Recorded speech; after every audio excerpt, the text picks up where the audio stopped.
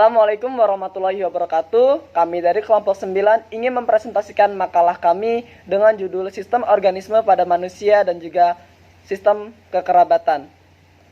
Sebelumnya, perkenalkan nama saya Abdul Aziz, NPM 204 10 10 306 dari jurusan Ilmu Komunikasi dan Penyiaran Islam, kelas F. Baiklah, langsung saja saya akan menjelaskan materi yang pertama tentang definisi antropologi kesehatan. Solita Sarwono pada tahun 1993 mendefinisikan antropologi kesehatan, yaitu studi tentang pengaruh unsur-unsur budaya terhadap penghayatan masyarakat tentang penyakit dan juga kesehatan. Definisi yang dibuat Solita ini masih sangat sempit karena antropologi lebih luas lagi kajiannya. Dari itu seperti Kuncoyoningrat yang mengatakan bahwa ilmu antropologi mempelajari manusia dari aspek fisik, sosial, dan juga budaya.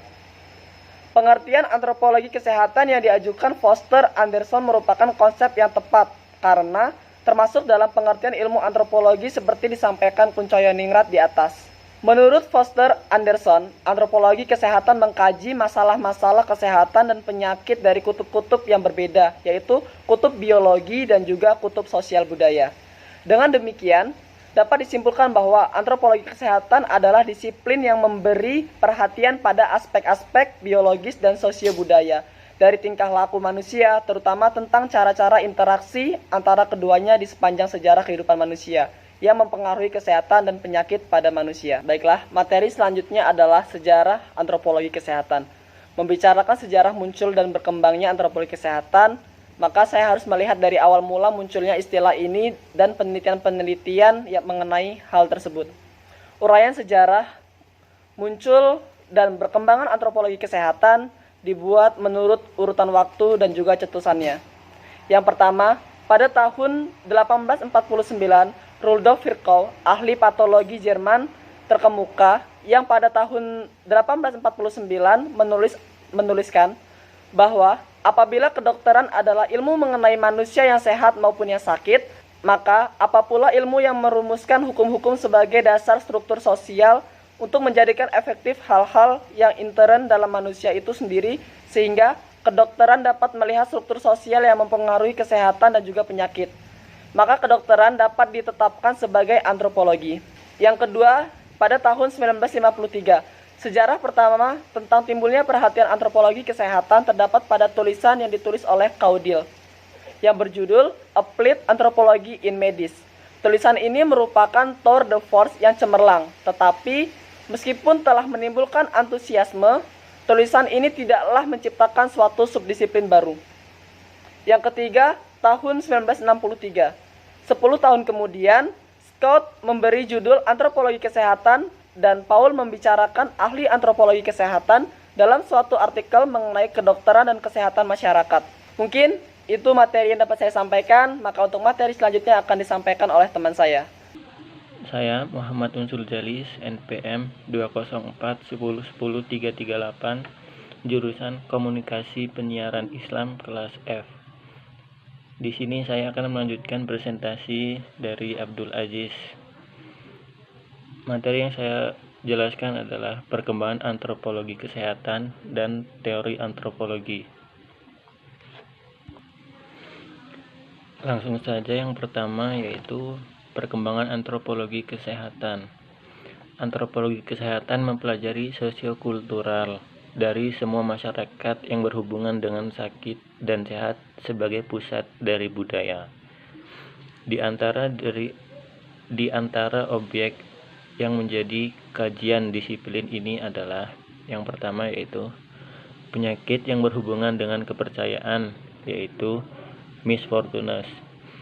Beberapa masyarakat misfortunes itu disebabkan karena adanya kekuatan supranatural maupun supernatural atau penyihir. Selanjutnya yaitu kelompok healers ditemukan dengan bentuk yang berbeda di setiap kelompok masyarakat. Healers yaitu mempunyai peranan sebagai penyembuh. Selanjutnya yaitu perhatian terhadap suatu keberadaan sakit atau penyakit tidak secara individual, terutama illness dan sickness pada keluarga ataupun masyarakat. Jauh sebelum apa yang disampaikan ahli-ahli antropologi pada akhir pada abad 20. Tepatnya pada tahun 1924, salah seorang dokter menyebutkan bahwa kepercayaan medis dan prakteknya tidak dapat dipisahkan dari aspek budaya dan organisasi sosial yang lain. Ia menyatakan praktek primitif mengikuti dari dan membuat pengertian dalam syarat-syarat yang mendasari kepercayaan medis. Ia juga menyatakan keberadaan 3 pandangan dunia yang berbeda, yaitu gaib, religi, dan naturalistik, dan menghubungkan sistem-sistem kepercayaan, dan tiap-tiap pandangan memiliki model perilaku medis yang sesuai. Selanjutnya yaitu tentang teori antropologi.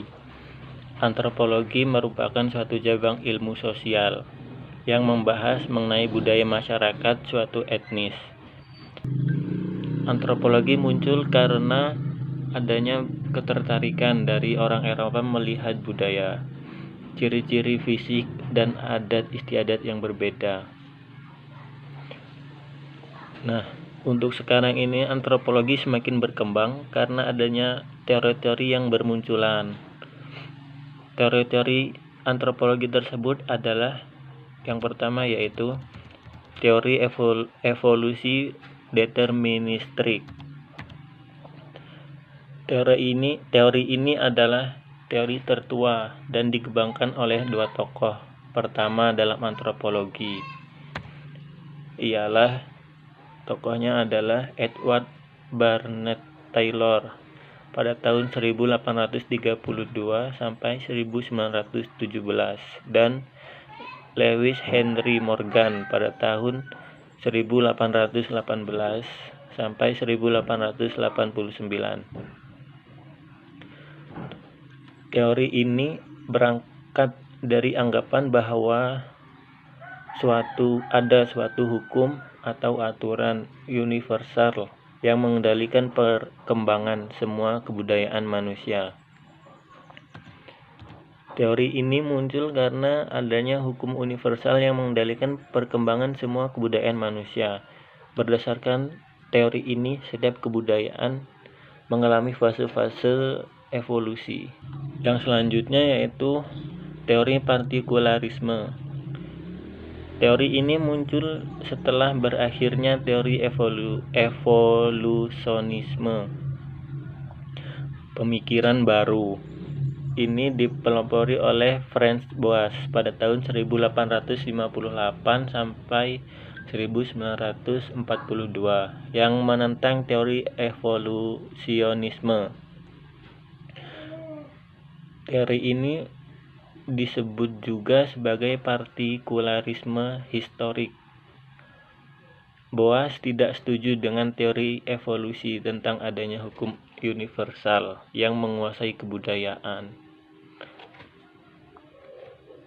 Boas berpendapat meskipun hanya satu unsur, kebudayaan tetap harus dipelajari dalam konteks masyarakat di mana unsur-unsur tersebut berbeda.